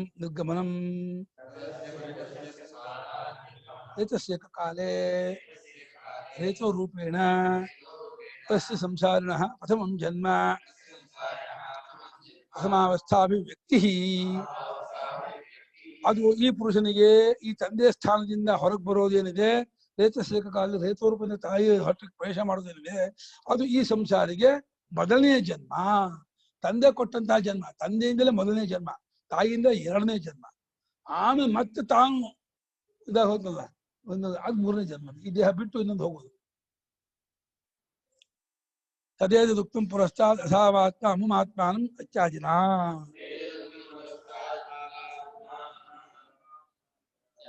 ಇದನ್ನೇ ಹಿಂದೆ ಹೇಳಿದ್ದು. ಈ ತಂದೆ ಎಂಬ ಆತ್ಮನು ಆ ಮಗನೆಂಬ ಆತ್ಮನನ್ನು ಕೊಡುತ್ತಾನೆ ಅಂತ.